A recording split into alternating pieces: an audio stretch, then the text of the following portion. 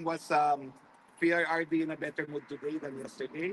Yes, yes. Today was a very good day and a very productive visit.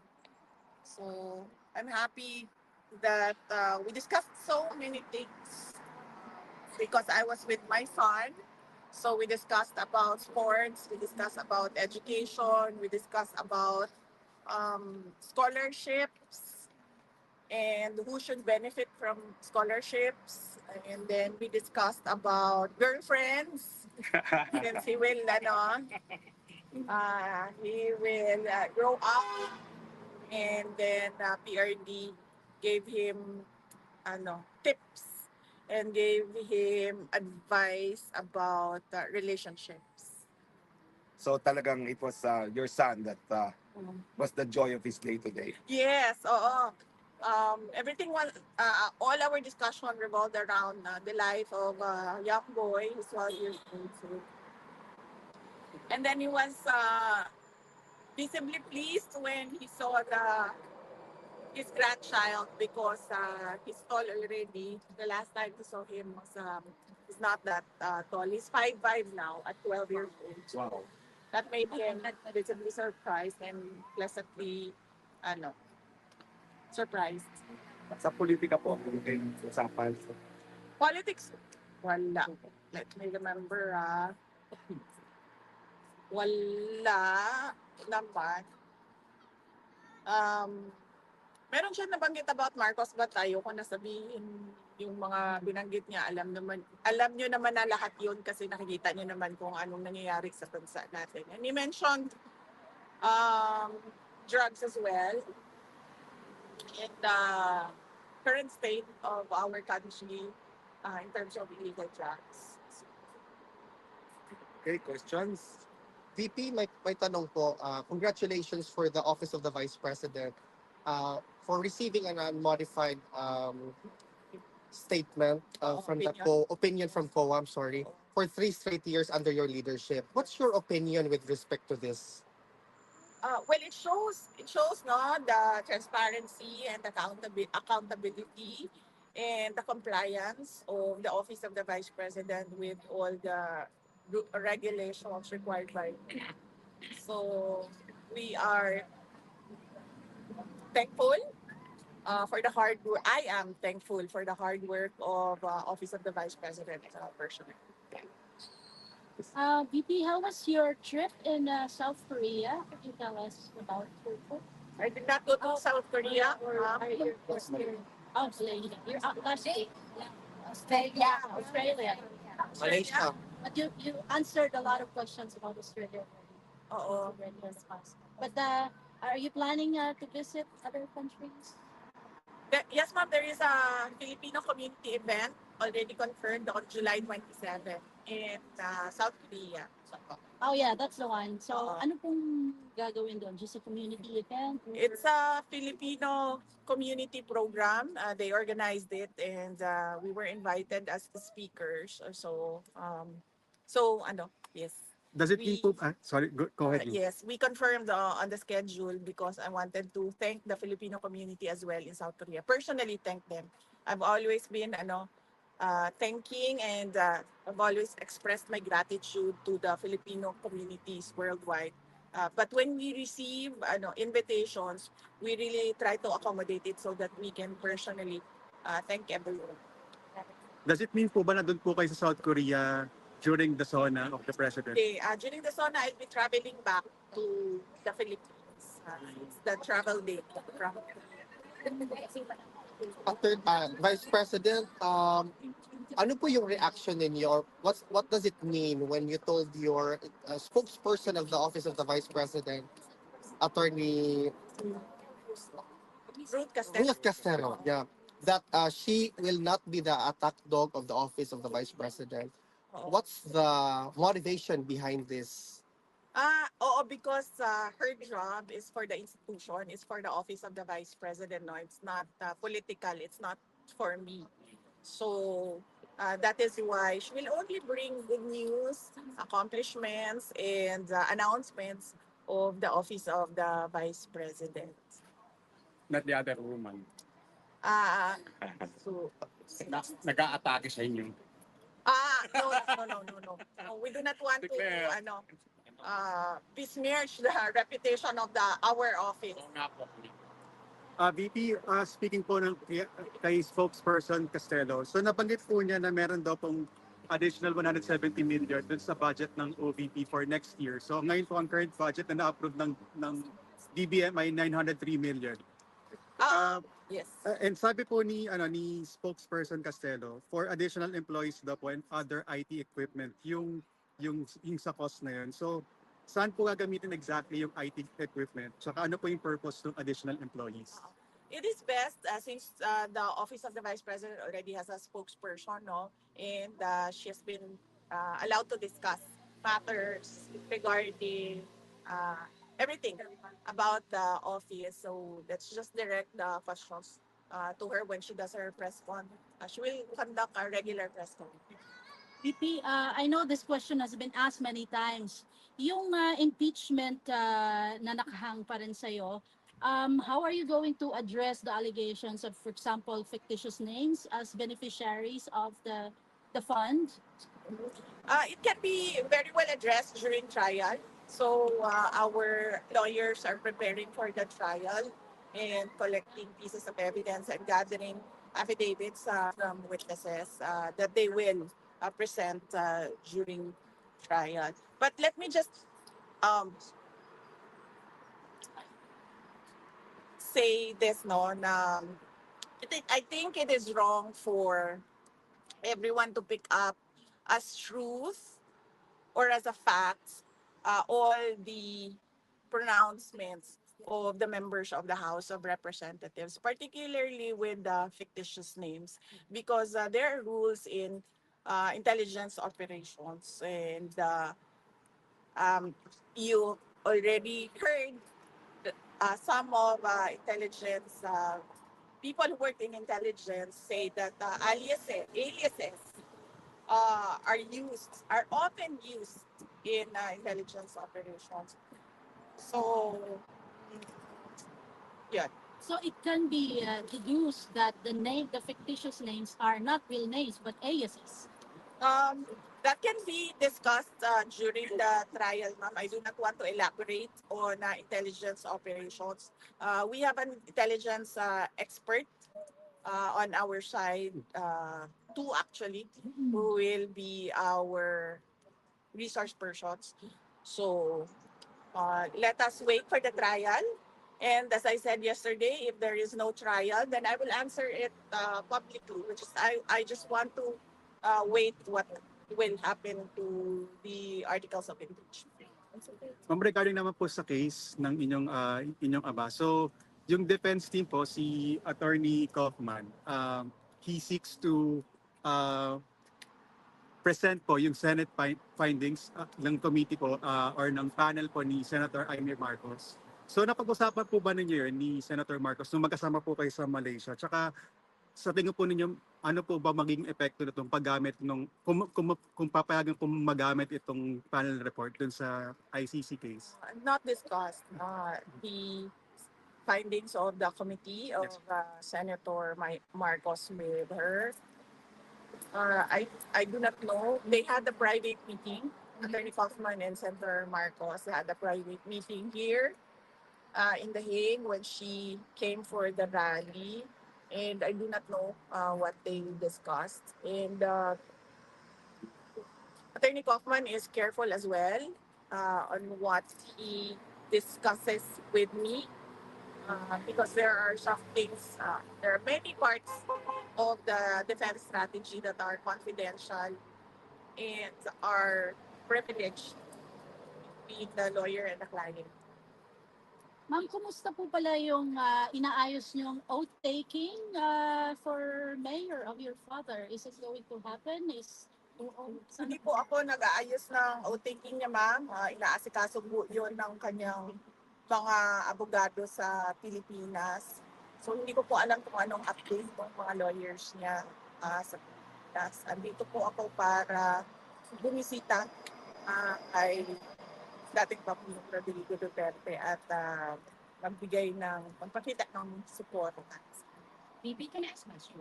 Nakita niyo po yung mga evidence ni Auntie Claire Castro na half of the evidence po is blanco, na mga barangays that free, drugs free daw po TV. Tapos na masyado daw makapal yung mga list. Pero half of that is empty. Ano po masasabi niyo? Well, it's not surprising coming from the administration, no?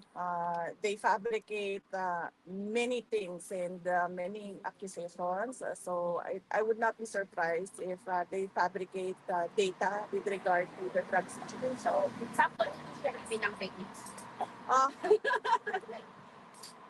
Uh, absent a law on fake news, kung ano yung hindi totoo, hindi truthful, and faithful to the facts, that would be fake news. VP, I know we ask this all the time. Meron po bang mensahe si President Duterte sa mga kababayan niya? Kanina, masyadong mahaba kasi I'm sorry ha. Kanina, he had message for everyone. It was so long and somehow hindi ko na nakuha lahat. I'm so sorry. Pero VP, to follow up on that, is our former president ever tired of us asking about his message to us? Kasi merong nagtanong, VP. No. I ask him his message every day. Pero i-gist ko na lang yung kanina na sinasabi niya ha. Sinabi niya, lahat ng ginawa niya ay para sa bansa. At sinabi niya, hindi lahat ng mga nakakulong. He was directing it to my son actually. Sabi niya, not all people in detention are bad. I am not here because I am a kidnapper, I am a robber, I am a holdupper, I am a thief. I am here because I did things for my country. Yes. And I do not regret going after criminals and going after people dealing in illegal drugs for my country. So yun yung gist na medyo mahaba yun kanina. Pwede ako magtanong tungkol kasi kaibigan mo si Amy Marcos. Kasi palagi ako papunta dito, walang nagtatanong tungkol sa dalawa ninyo. Yung nagpunta ka sa Villamor Airways, natanong mo ba ni Amy Marcos na saan siya? Kasi hindi ka pinapasok eh. Tapos yung si Alpotera nakapasok. Yun lang ang tanong ko. Kasi kaibigan mo siya. Di ba kung Hindi ko kaibigan mo siya, nandoon siya sa'yo? Wait ma'am, sandali ha. Kasi may, Hindi ko na kasi maalala ma'am. Tingnan ko lang yung chat namin ma'am. Oo, kasi- Nag-usap kami nung araw. Kasi- ma'am. maraming nagtatanong sa akin. Okay, importante naman ito. Sasagutin niya. Sasagutin. Hanapin ko lang ma'am kung meron kaming chat that day, March 11. Pero sa maalala ko lang ma'am, wait lang. Tingnan na lang natin para hindi.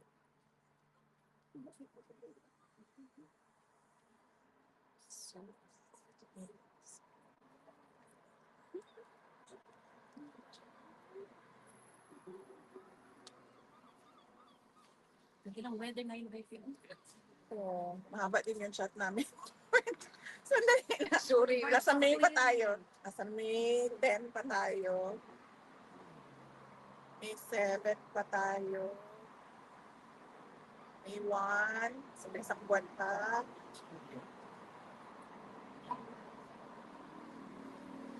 April 12.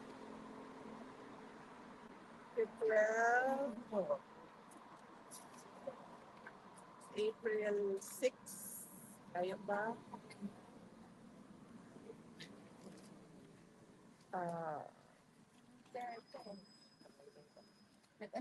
Nagganon sa attorney. Ay, nasa bus. March 11.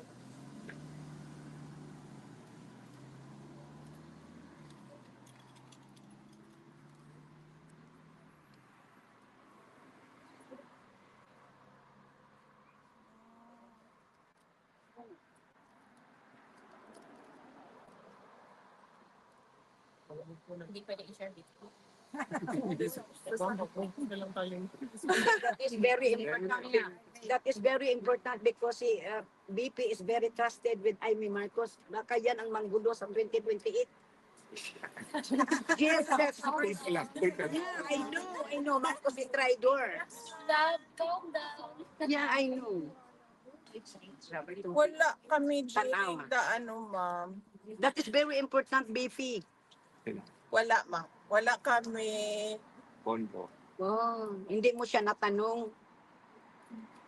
Actually, natanong, ma'am, Oh, nasaan kung siya? pwede, Kaibigan ka. nasaan siya. Hindi ko siya natanong. Bakit hindi siya doon sa Villamor Airways kung tapat siya sa iyo, tapat siya sa mga Duterte? Kasi nakipag-ariglo siya sa iyo, naging kaibigan mo na ngayon. Ma'am, Tapos wala siya sa Villamor Airways. Sagutin mo hindi siya. naman ako, hindi ako spokesperson ni Senator Amy Marcos. Pero, in fairness to her, ang dami nang wala doon sa Villamor Air Base, ma'am. Ang dami talaga na nagsasabi na para kay President Duterte sila at sumusuporta sila kay President Duterte, pero wala sila doon sa Villamor Air Base at all. Pero ang girlfriend, Okay. Next question. Next question. Tama. Next question. Ano lang, kasi, question lang. Napakinggan ko yung interview ni Manong Chavit sa Bilyonaryo na pag kumandidato ka po daw po kayo sa 2024, support po daw po siya sa'yo. Dahil nagka-amnesia na daw po Alzheimer na si BBM. Ano po masasabi niyo kay Manong Chavit? Well, nagpapasalamat ako kay former Governor Chavit Singson. In fact, tumatawag siya sa akin twice bago yan lumabas ang interview. Tumawag siya sa akin. Twice ko din na hindi nakatanggap yung call niya, na miss call lang siya. Tapos nung nag-message naman ako sa kanya na tatawag ako, hindi na siya nakasagot. Baka busy din kasi. So, nagpapasalamat ako sa kanyang suporta. At isa siya sa mga tao na kilala ko na maayos kausap at may prinsipyo na tao. Ma'am, another question. That's 3 years from now, the presidential election. But right now, what does the VP want to do as the vice president and once and for all address the criticisms that you've been not doing your job but just going around the world? So, ano po yung plano natin? Yes, ma'am. Very recently, we did our pasidungog, no? Doon sa pasidungog ay binigay na namin yung report namin sa taong bayan kung ano yung isang taon na nangyari sa Office of the Vice President. At binigyan din namin ng recognition yung mga partners namin for the past year sa Office of the Vice President.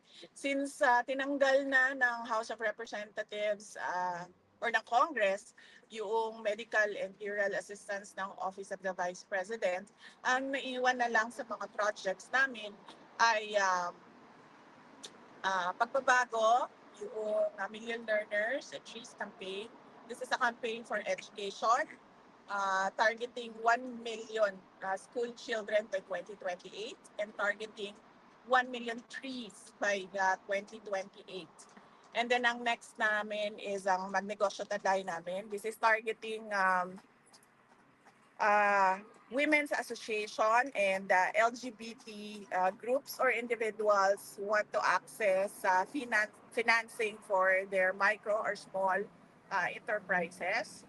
And then next is we still have our disaster operations center. Yun sila, araw-araw yun nagbibigay ng tulong namin kapag merong sunog, may baha, merong evacuees dahil sa pagsabog ng bulkan or dahil sa bagyo, kung ano man yung problem doon sa area of responsibility nila.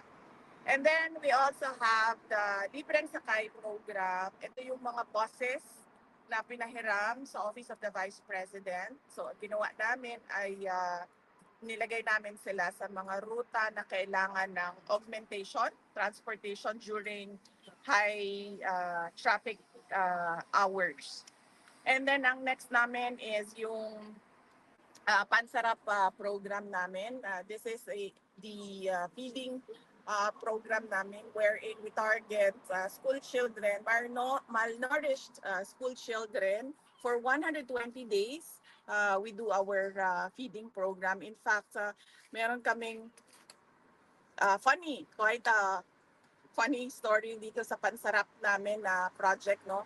Dahil after 120 days, nagkaroon kami ng beneficiary na naging obese ang kanyang weight. So nagka-problema na naman kami kasi sabi nung aming project manager, hindi pwedeng obese ang isang bata. So kailangan doon sila pumasok sa weight para sa edad nila.